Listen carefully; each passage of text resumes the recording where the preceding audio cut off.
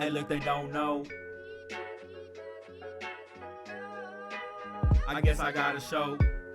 Yo, what up, everybody? Welcome back to the Dubs Only Podcast. We're on episode 12 right now. Appreciate you guys for watching, tuning in, subscribing, commenting. You guys, it means a lot to me that you guys are actually paying attention and actually giving me the time of day to watch my stuff. So just wanted to give a big shout out to y'all for that. And today we're going to talk about some more NBA stuff. We're going to talk about the Knicks, what they've done with the trade of Mikal Bridges, as well as bringing back OG Anunoby and signing him to a 5-year deal. We're also going to talk about some Lakers basketball. You see the shirt already. You know I'm rocking my team. And we're talking about their draft picks with Dalton Connect as well as Ronnie James. Just what do I think of the picks? What grades do I give them? And just what are my expectations for both of those players? So let's just get right into it. So the first topic we're going to get into is the New York Knicks. They pulled off some big things this past week. We're going to start with the first thing, which was the trade for Mikal Bridges. Initial thoughts, the Villanova Knicks. You had Jalen Brunson now, Josh Hart, Dante DiVincenzo, Mikal Bridges. All went to Villanova at the same time, played together. I believe they won, I know for sure, same group that they won national championships, a national championship. So it's just going to be the chemistry is going to be there automatically just because all these four players know how to play with each other already. And just for the fact on what they gave up was the Brooklyn Nets are trading star forward Mikal Bridges of the New York Knicks for a monster trade package, according to Adrian Wojnarowski. And in that package are 4 first-round picks, along with a protected pick from next year from the Bucks, and an unprotected first-round swap and a 2025 second-round pick. Bojan Bogdanovic will also be in the deal to match salaries. So, man, I like this trade for the Knicks. I mean, you need that wing depth. Who doesn't like wing players, especially in the NBA? Especially when you're going for an NBA championship and you kind of have the core already there. Why not add another 6'8" lengthy guy who can also shoot threes? I mean, that's literally like the gold of the NBA. If you can find yourself one of those players, whether it be a role player or your star player, like that's perfect size for an NBA player. And the thing that also struck me was so what's gonna happen with OG Anunoby? I honestly thought that okay, if this trade went down, then OG is gone because you have 240. You have to offer him a 200-something million dollar contract. It's gonna start at 40 mil, just because of the whole Pascal Siakam signing that happened earlier in the offseason. So I honestly thought, okay, if you bring Mikal in, then OG's gone. But it's the exact opposite. OG is actually staying with the New York Knicks for a 5-year, $212.5 million contract. Now, when I think of this thing right here, I just think initially you have two great wing defenders right there who can also shoot threes, driving the bar, slashers, can play off ball, don't need to be the first or second option. Don't really need the ball to be successful in the NBA. But and these guys can defend. And who's the top 2 wing players in the NBA right now? Well, they're up there in Boston with Jason Tatum and Jaylen Brown. Now you kind of have these 2 players who can. I don't want to say nullify or cancel out, but on any given day they can give them a bad night. Like that's how great I believe these 2 defenders are, especially them being on the same team.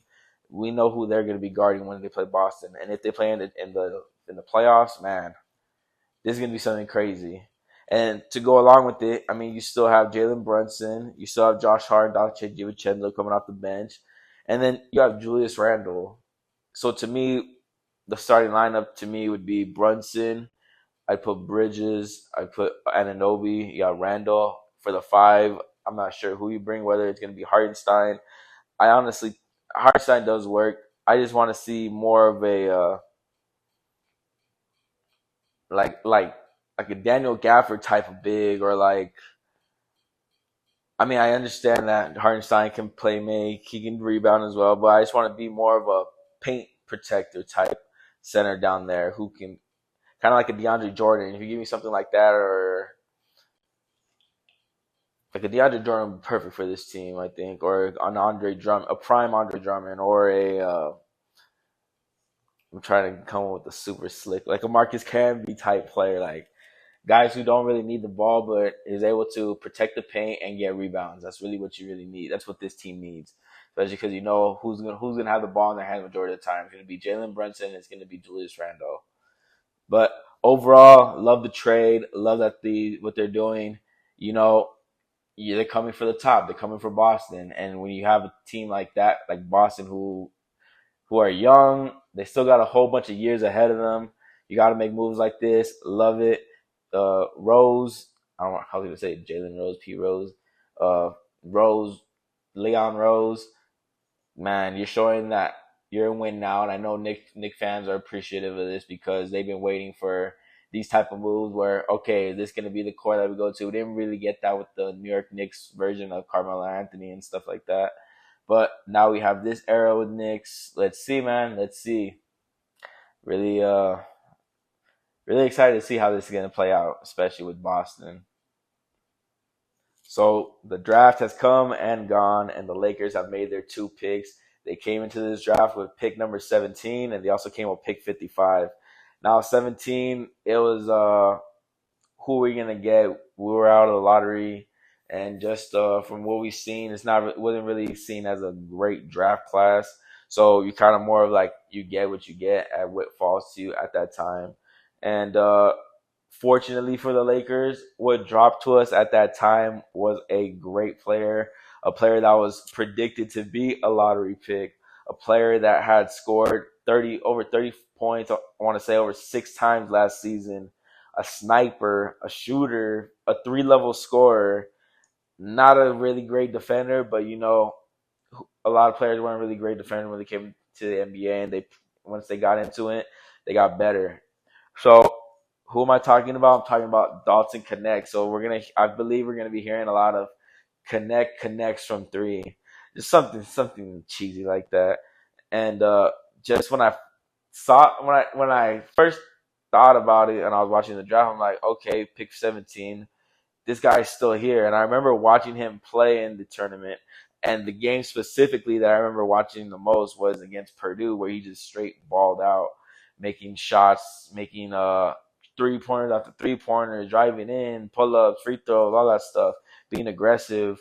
And when I saw it, I was like, dude, that's a player that I would want on my team. Just 3-level, like I said, 3-level scorer, can dribble, all that good stuff. So when I saw him available still at pick 15, I just said, oh, I was intrigued. I was like, oh man, I really hope this actually happens. Like the closest thing that this kind of reminds me of is when Derwin James landed with the Chargers at pick 17 as well. So I think we got a great player here. I think this guy is gonna be the world to the Lakers. What we needed was shooting. We got a shooter, an AP All American, top 5 player in the league, in the NCAA, SEC Player of the Year. We've seen he could play on the big stage. I'm just excited to see what this guy can do because the only knock on him really was his age. I mean, like, I think honestly for the Lakers right now and what they're trying to accomplish, especially in win now mode, you have a 23-year-old coming in. You have a mature player who knows what he's doing, not knows what he's doing, but just understands certain situations because when you're mature, you see things better, you see things clearer, stuff like that an 18-year-old wouldn't really see because they're still developing. They haven't played that much basketball. So we have a mature player, like I said, played on the big stage, 3-level scorer. Does he really need the ball to be able to score and be effective? No, catch and shoot is also his game.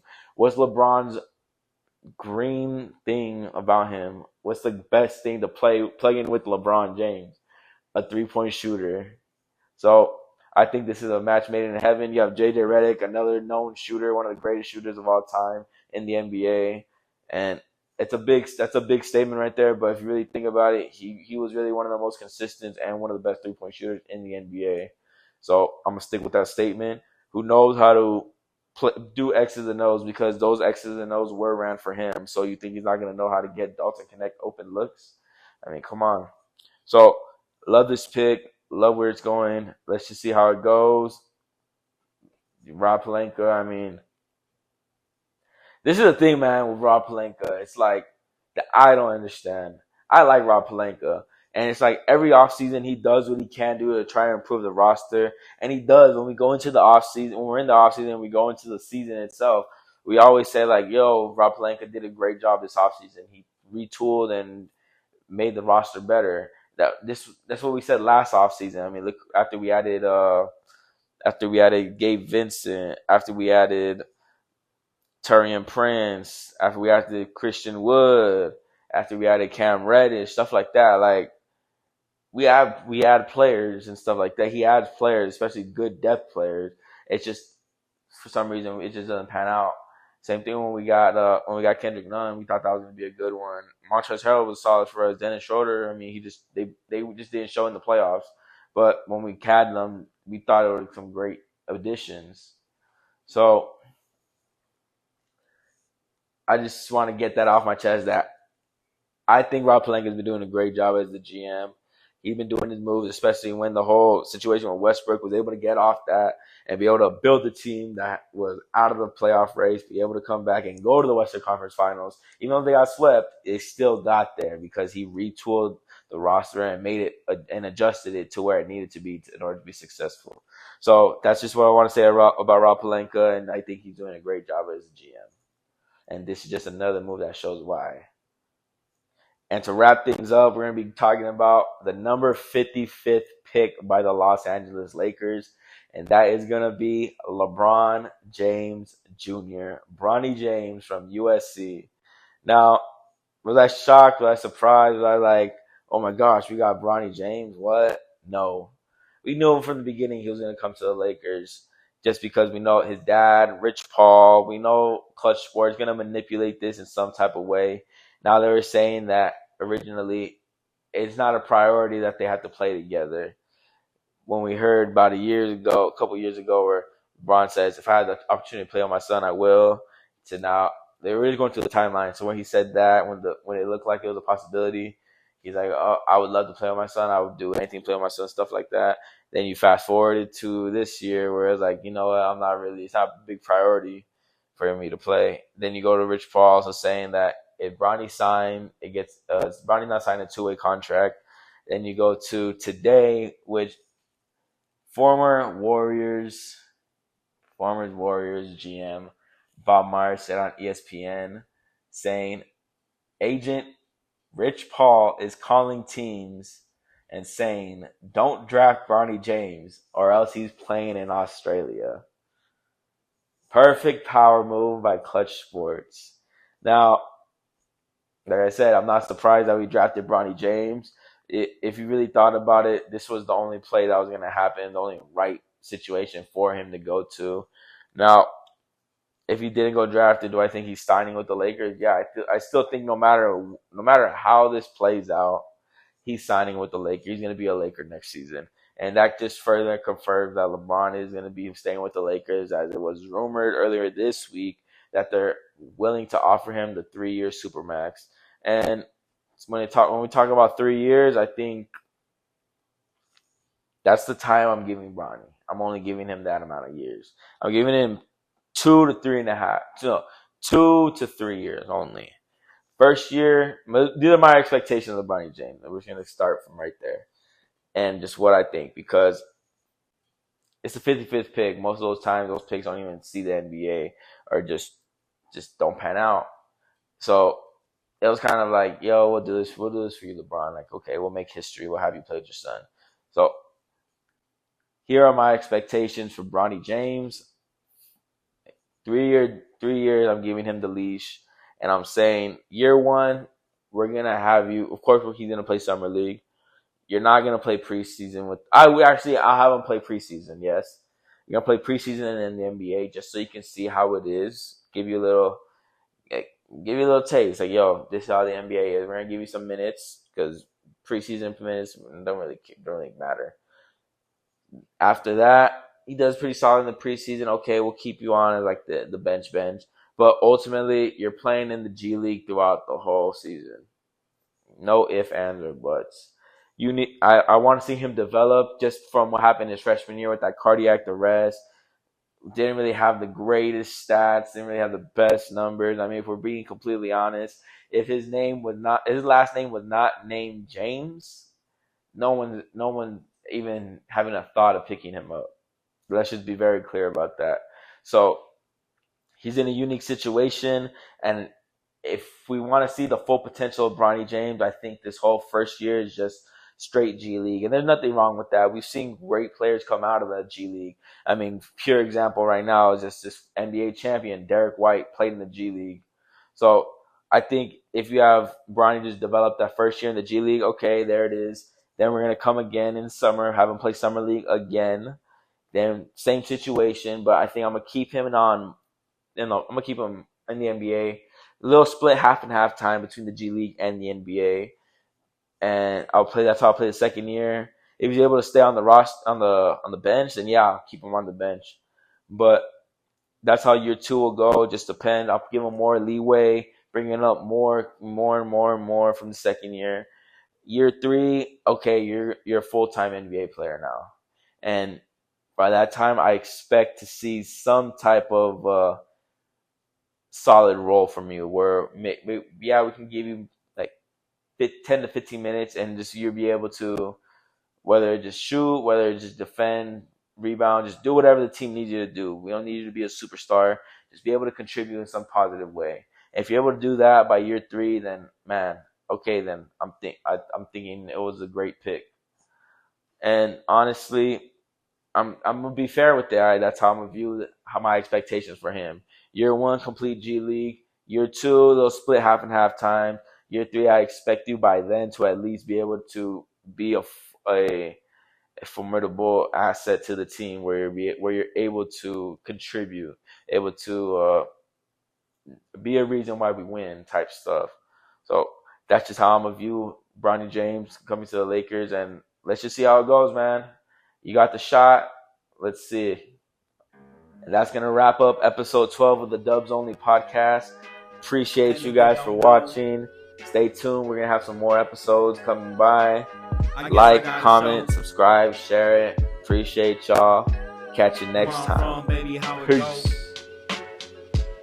Hey, yo, spit that shit real quick.